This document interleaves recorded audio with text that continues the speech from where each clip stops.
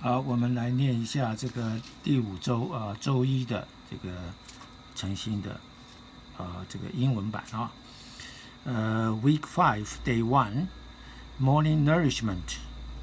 Jeremiah 18:6. Am I not able to do with you, O house of Israel, as this potter does, declares Jehovah? Indeed, as the clay is in the hand of the potter, so you are in my hand, O house of Israel. Isaiah 64, verse 8. But now, Jehovah, you are our Father, we are the clay, and you our potter, and all of us are the work of your hand. Jehovah is the potter, and we, his chosen people, are the pottery in his hand. As a potter, our God has the absolute right over us to do whatever he likes.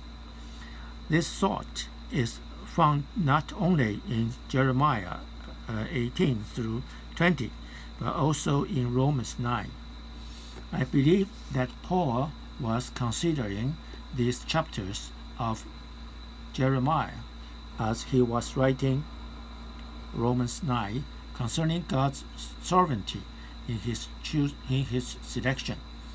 In verse 21, he asked, "Does not the potter have authority over the clay to make out of the same lump one vessel unto honor and another unto dishonor?" God the potter certainly has such authority. His selection is according to his absolute right. He may choose one vessel and reject another. God is absolutely free to do whatever he desires to his people.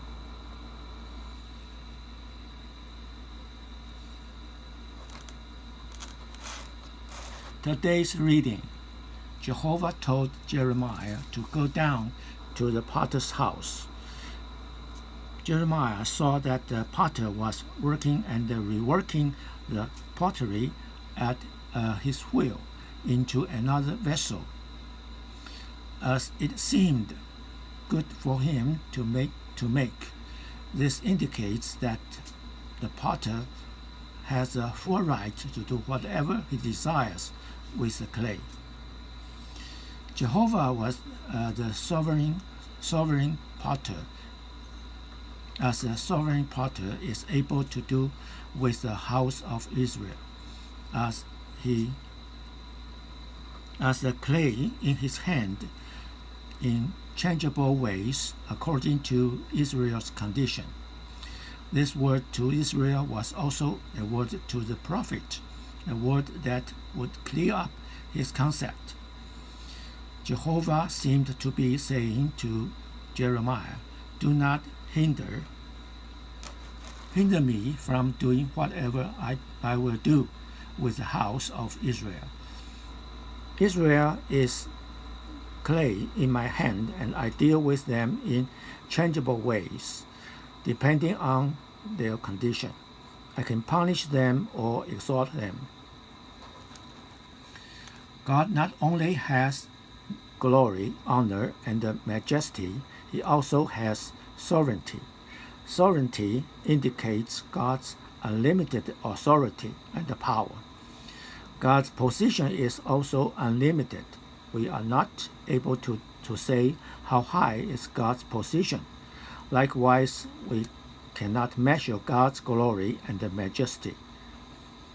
As the sovereign one, there is no limit to his authority, power, and position. Although the words sovereign or sovereignty are not used in Romans 9:20 and 21, these verses certainly refer to God's sovereignty. But, O man, who are you? Who answer back to God? Should the thing molded to say to him, he molded, why did you make me thus? Or does not the potter have authority over the clay to make out of the same lump one vessel unto honor and another unto dishonor? We all need to realize who we are. We are God's creatures, and He is our Creator. As His creatures, we should not resist His purpose or answer back to Him, the Creator. Paul then goes on to indicate that the potter God has authority over the clay, out of the same lump to make one vessel to honor and another to dishonor. God is the potter, and we are the clay. As the potter, God is sovereign. He has authority over the clay. If He wills, He can make one vessel to honor and another to dishonor. This does not depend on our choice. It depends on God's sovereignty. These verses from Romans 9 indicate that God has sovereignly created us to be His vessels, His containers, according to His predestination. Being vessels unto honor is not the result of our choice. It originates with God's sovereignty. It is God's sovereignty that He makes His glory known by creating vessels of mercy to contain Himself. This is a deep word. God's sovereignty is the basis of His selection. His selection depends on His sovereignty.